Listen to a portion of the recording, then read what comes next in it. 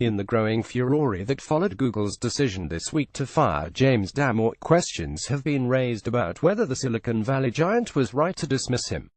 Among other assertions, the sacked engineer's memo suggested that gender representation discrepancies in his industry may be at least partly down to biology. In an email on Monday, Google's chief executive Sundar Pichai described Damore's comments as offensive and not okay, but stated that much of the content within the memo was fair to debate. BBC Capital asked 6 experts to weigh in on the best potential solutions for improving diversity within large tech companies, how to discuss policies internally, and what they would do if placed in Google's shoes this week. Solid Chowdhury, CEO of the National Center for Diversity in the Google moved too quickly. I don't think I would sack him. You create a siege mentality. In the long term, I think what will happen is people will go underground.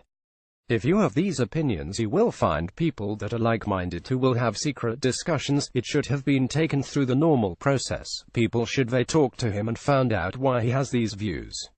It is not helping the debate. Google is a large player with the power to buy anything, but one of the things it cannot guarantee is diversity. That has to be done over a period of time. Charlotte Sweeney, OBE, author of Inclusive Leadership and Diversity, get employees talking about the issues they see in their part of the business and discuss how to tackle them. Senior leaders don't have all the answers. They need insights from across the business and from across all levels of the hierarchy. By creating a workplace where people can be themselves, feel valued for the contribution, and can get on, you'll then have a great basis to increase the level of diversity across the firm.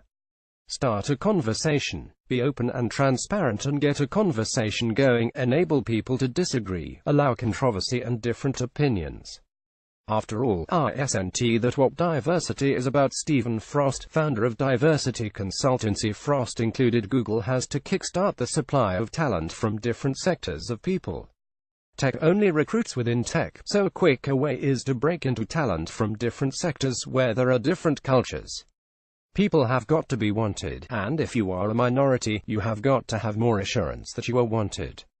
You need people to say you really are wanted. We need you. I would want to solve the furore, because I think it is an important conversation to have. The fact is, he probably speaks for a lot of people and it's better to have that on the table. Anne-Marie Immerfidden MBE, co-founder of education social enterprise STEM, it is a culture change needed.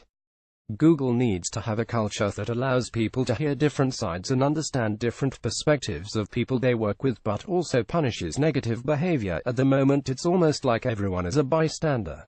If managers provide an example of how to work, people think it is okay. Frank Douglas, chief executive at executive development firm Keras Executive, Google bosses need to engage on a personal level with their underrepresented staff and not outsource it to the diversity function. They must work together. The key lesson from this is that free speech does not mean freedom from consequences.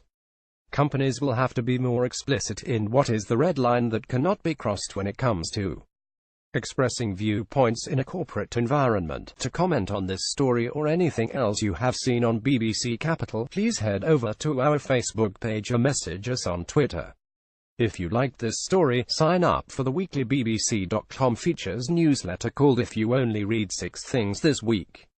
A hand-picked selection of stories from BBC Future, Culture, Capital and Travel, delivered to your inbox every Friday.